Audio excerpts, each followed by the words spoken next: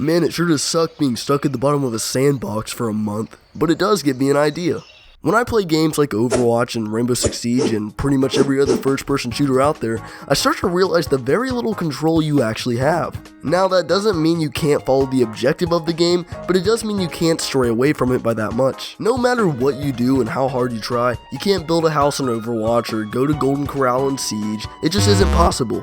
Now, this isn't necessarily a bad thing, it's just not the focus of the games. First-person shooters have a pretty specific objective and gameplay style, and while I enjoy it from time to time, it does grow quite repetitive over time. It's also important to mention that the maps in many first-person shooters can't be interacted with. Besides some destructible windows in games like Warzone along with walls and Siege, the world around you is just a scene, a placeholder for the action of the game.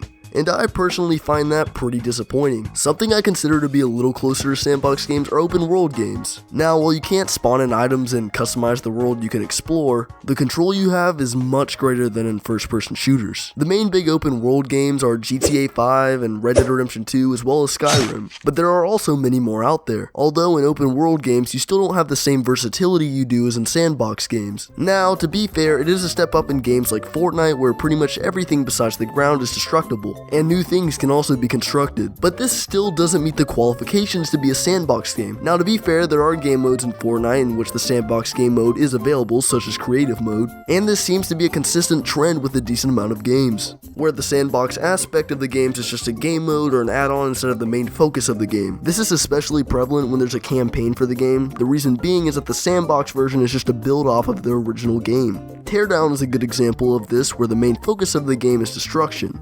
There is a campaign you can follow with set missions and tasks, but there's also a sandbox option alongside it. And this is where we start to enter the plethora of sandbox games. The biggest sandbox game happens to also be the biggest game of all time, Minecraft. Now, I don't need to explain what Minecraft is because, come on. But it is the ultimate example of a sandbox game, because it's basically a giant fucking sandbox. Every block can be created and destroyed. You can also spawn in different items like dynamite, books, potions, food, animals. You can fit a shit ton in your pockets. And let's not we forget the mods you can add. You know, the tools that allow you to shape the world, like World Edit. This adds a new element that makes the game more interesting. Now, I kind of think Minecraft's dead in the water now, not by player count, just by pure gameplay experience. I still think it has a chance at embellishing its sandbox aspect in the future. Yeah, Mojang does still add in additions like mobs and materials to build with, but they're definitely not added at the rate that they used to be. And I think this makes the gameplay experience pretty stale. However, there is something that's keeping Minecraft alive, along with many other sandbox games, that being mods. Everyone at this point who has Minecraft on a computer or laptop of some type definitely has add-ons or mods of some type, whether that be a shader, the weather mod, the furniture mod, the Slendy Tubby, what the f***? Anyways, you get what I mean. Mods are an integral part of sandbox games because that's what sandbox games are built for. Although it can be tricky to get mods for games like Minecraft. Getting mods on Minecraft can still be risky to this day, even if you just download a shader. After all these years, the way you get mods for Minecraft is still the exact same. I think it would be better for Minecraft to import the mods into the launcher, then you could add them to the game, similar to the Steam Workshop. Speaking of the Steam Workshop, it's probably the best and easiest way of acquiring mods. The Steam Workshop allows most games to have mods and add-ons while also allowing you to make your own.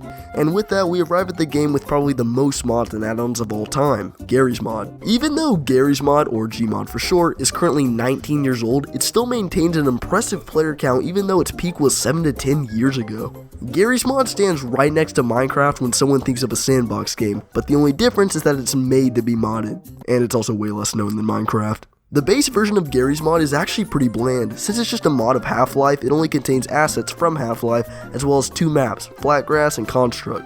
These maps are pretty bare bones and are just a placeholder for testing out mods and getting an understanding of the game. But where Garry's Mod really excels are the mods. The mods can be found in the Steam Workshop, and all you have to do to acquire them is to just subscribe. That's it. No downloading a WinRAR file, having to open a zip file, blowing up your fucking computer, none of it. Just clicking a button. Granted, many mods won't work. This is either because they're not supported or they're just glitched. This happens because the mods aren't made by Garry's Mod but rather the community, and while most see this as a hindrance, I also see it as a highlight. Instead of waiting for the studio to release mods for the game, players who have modeling or coding experience can use their skill and make mods. This is why Gmod has over 1.7 million mods and add-ons. But the only catch is that some of these mods can be pretty broken or they're just straight up viruses. Once you've added mod into the game, this is where the game can become really fun and where you can make it into the game that you want it to be. But just remember that doesn't exempt your experience from crap. I mean, the game did come out in 2004, so what are you gonna do? Gmod also has multiplayer servers that you can join, and all of these servers explore the sandbox aspect and each make something out of it. And no, that doesn't mean they're good. Gmod servers are filled with the biggest degenerates out there, from the young impressionable annoying ass children to the EDP 445 enthusiasts. These servers are filled with scum. Do not play them. It really sucks because the base of these servers have good ideas in mind, but the people who run them are just the lowest level of degeneracy.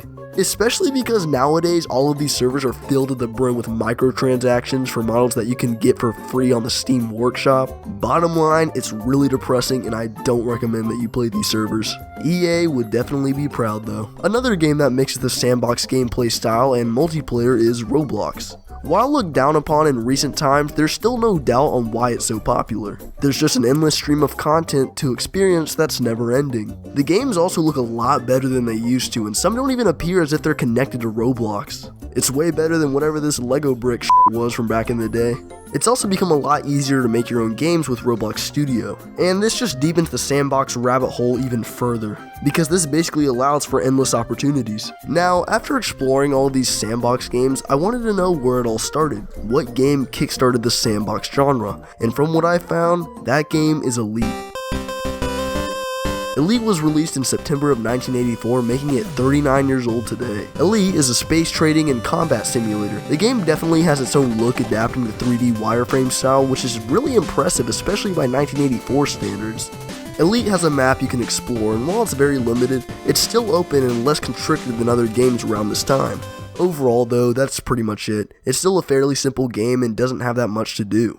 Moving into the early 90s, we get the first 3D sandbox game, Hunter, which was released in 1991. Hunter is described as a 3D action-adventure game where you travel through a series of different islands, and that's it. You can fly a helicopter and ride a sailboat, but besides that, there's not much more to it. I wonder if this game was an inspiration for GTA. Now, despite these games being fairly simple in nature, they did have a hand in kickstarting the sandbox games that we have today, with sandbox games being the most popular games right now, with Roblox and Minecraft at the top of the charts. And I think the main reason for this is that these games are just really fun to play. Being able to do and create whatever you want is an awesome thing. These types of games allow the player to make the game into what they want it to be. There's no objective, there are no missions, it's how you want to do it. It's also an easy way to get people into video games.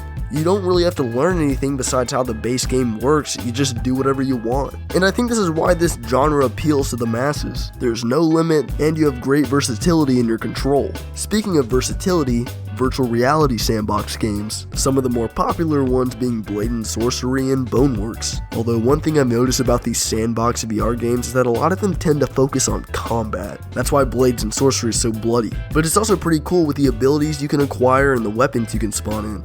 This goes for Boneworks as well. It's cool to see how these different items interact with each other and combine to make a more powerful weapon. I mean, being able to apply your ability to your weapons in Blade and Sorcery is pretty badass. This also goes for the different fighting mechanics.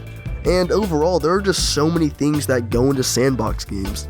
Combat, items, maps, NPCs, it's all just kind of meshed together and just makes this kind of game. And I think that's pretty awesome.